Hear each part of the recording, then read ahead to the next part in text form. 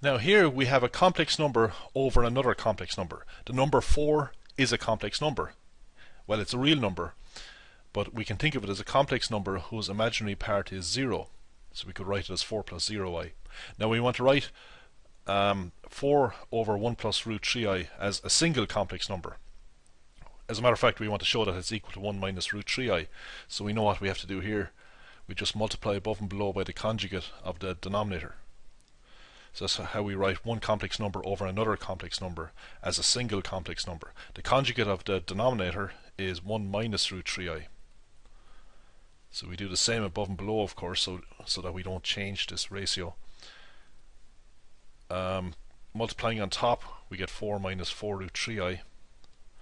Now multiplying underneath, well, if we multiply 1 by 1, we get 1. Now the cross terms cancel out, as we know. We have minus root 3i plus root 3i gives us 0. And if we multiply plus root 3i by minus root 3i, we get minus root 3 squared, which is 3 times I squared. I squared is minus 1. So we have minus 3 by minus 1, which is plus 3. So you can see that in the denominator we get 4. So we put each part over 4. So we're dividing an expression by a single term. We just divide each term in the expression. So we 4 divided by 4 is 1, and minus 4 root 3i over 4 is minus root 3i. Okay, so let's plot z. So the real part is 1, the imaginary part is minus root 3. Now the square root of 3 is roughly 1.73. So we can see that minus 1.75 is here, so minus 1.73 is just about here. So this point represents the complex number 1 minus root 3i. Okay, to write z in polar form, we have to get the modulus of z. That's denoted by the letter r, the distance of z to the origin. So to do that, we square both real and imaginary parts. So we get 1 squared, and then we have minus root 3 squared, or that's the same as just squaring plus root 3. So we get the square root of 1 plus 3, or the square root of 4, which is 2. Okay, so again that just comes from Pythagoras' theorem. This distance here is root 3, and this distance here is 1. So we get the sum of the squares of the two short sides, and take the square root to get the hypotenuse of the right angled triangle. So that's the modulus of z, denoted by r. Now we want angle theta. Theta is measured anti-clockwise from the positive real axis. Sorry about that, picture just went. So we can see that angle theta for this complex number z is an angle between 270 and 360 degrees. So how can we find this angle? Well, we can just work with say this right angle triangle here, or we could go and get this angle here. We could consider this triangle, of course. Let's call this angle A. So we can see that the side opposite A has length root 3 and the side adjacent has a length of 1. So we can see that angle A is inverse tan side opposite A, which is root 3, divided by the side adjacent A, which is 1. Okay, we want inverse tan of the square root of 3.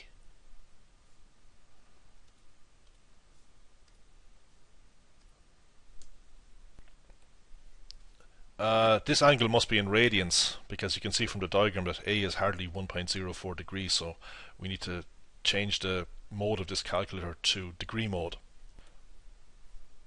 Okay, in degree mode, inverse tan root 3 is 60 degrees. Alright, so for theta we get 120 degrees. So we know from previous videos that all complex numbers can be written in the form r cos theta plus I times sine theta. So this comes from just some basic trigonometry, so I won't go through that again. So r is 2, theta is 120 degrees in this case. And of course you can check this. If you multiply 2 by the cos of 120, you should get plus 1. And if you multiply 2 by the sine of 120, you should get minus root 3. Okay, so we want to raise 1 minus root 3i to the power of 10. Well, we use the polar form to do that. So we've seen this before. We just put each part to the power of 10. So we put r to the power of 10. So that's 2 to the power of 10. And we put the other part to the power of 10.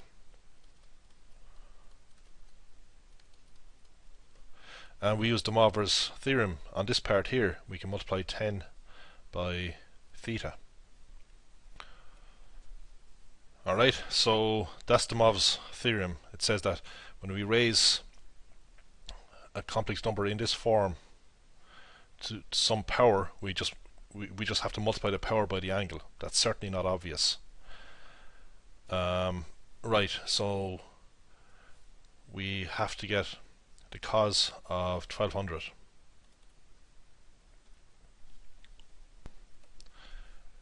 Now the sine of 1200 is 0.866. You might recognize this number. This is actually root 3 over 2. So I'll write it as root 3 over 2.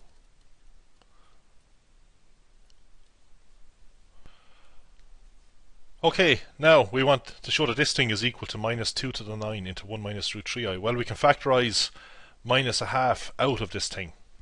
So let's do that. Okay, so we want to get that 2 out of it. So hopefully we end up with what we have here. So if we take out minus a half, we have minus 2 to the 10 divided by 2. And inside we will have 1 minus root 3i. Okay, so if you take out minus a half, this will become a plus 1 and this will become minus root 3. Okay, so minus a half by 1 is minus a half. Minus half by minus root 3 is plus root 3 over 2. And right, so we can then just divide here. 2 to the 10 divided by 2 to the 1 is 2 to the 9. Okay, just one more thing with this question.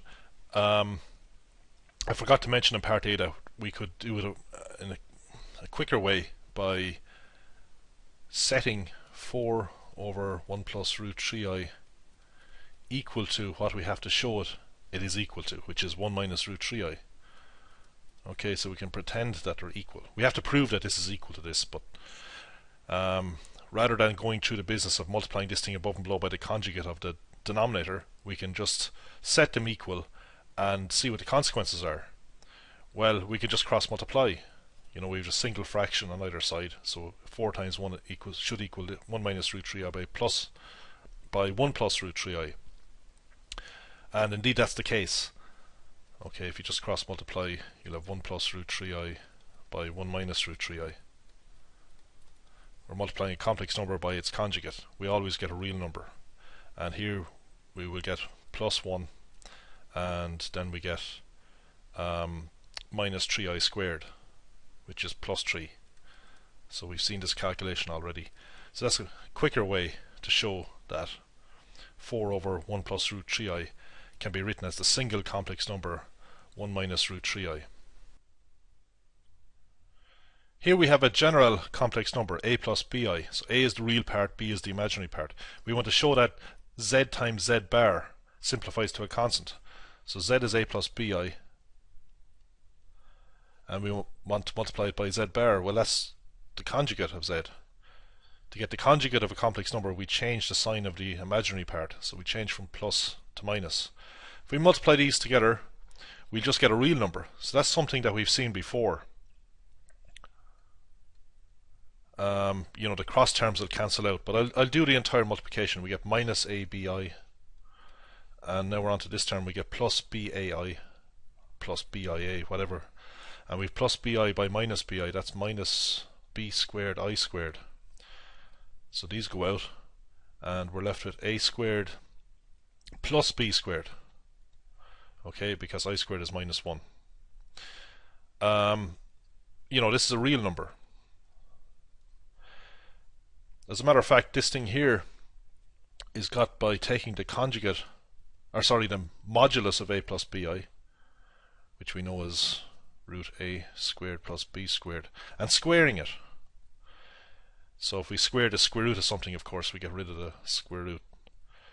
So the modulus squared is also a squared plus b squared. So that might be something worth remembering. Okay, so if we multiply a complex number by its conjugate, we get its modulus squared. So in general, any complex number multiplied by its conjugate gives us the modulus of the complex number squared. Now, what is a constant? A constant is just a fixed number. This is a constant because a and b are meant to be fixed. But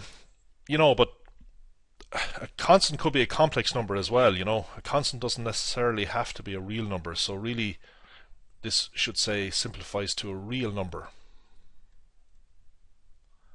Okay, so we get something that does not involve I. A and b are real numbers, so obviously a squared plus b squared is a real number. Now in this part we are going to identify each of these four complex numbers given this information. We are given that the complex number z2 is 2 times the complex number z1. Now we saw in previous videos that if we take any complex number, so just imagine that this is a separate Argand diagram and we have a complex number in it, and if we multiply the complex number by 2, so suppose this is z, multiplying it by 2 will stretch it about the origin. So if we take the line from the complex number to the origin and double the distance, this number that we get here is 2 times z. And that's the kind of setup we have here. If this is z, then this is 2z, as you can see. So I just clear this and refer back to the main diagram. So this complex number must be z, because if we multiply z by 2, we basically stretch this distance. Okay, so we find that these distances are the same, and indeed they are. If you count the squares, this is 2, followed by 3 up, and then we go a distance 2 to the right and a distance 3 up. So these 2 points lie on a line that passes through the origin. Okay, so this must be 2z, and we can actually read off what z is. Z is 2 plus 3i, and this point is 4 plus 6i. Now, what about z3? It's I times z1. Okay, so as we said, this number is twice this number. So if this number is z1, this is 2z1. And 2z1 is called z2. Alright, so z3 is I times z1. Well, multiplying by I has the effect of rotating a complex number anti-clockwise through an angle of 90 degrees about the origin. So one of these numbers is got by rotating one of these numbers 90 degrees about the origin, anti-clockwise. Obviously it must be this one. Let's just see that. So we imagine rotating this line 90 degrees anti-clockwise about the origin. Well, what's going to happen? Well, as we've seen in a previous video, this horizontal distance here becomes vertical. Okay, and this vertical line becomes horizontal. It's a distance of 3. So we end up over here. So now this angle is 90 degrees. Okay, so we've rotated anti-clockwise this complex number about the origin through an angle of 90 degrees. So this is called Z3. Okay, Z3 is got by multiplying I by Z1. So if we check that, you can just I'll just write it down up here. Z3 is I times Z1, where Z1 is 2 plus 3i.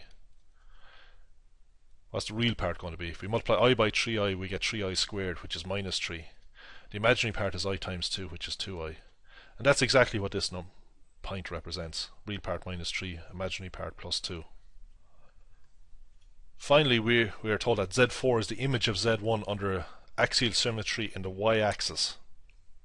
Well, it's clear that this point is Z4. Well, it's the only point that's left, so obviously it must be the answer. But if we get the image of this point Z1 under axial symmetry in the y-axis, we imagine folding the Argand diagram or plane, complex plane, along the y-axis or the imaginary axis.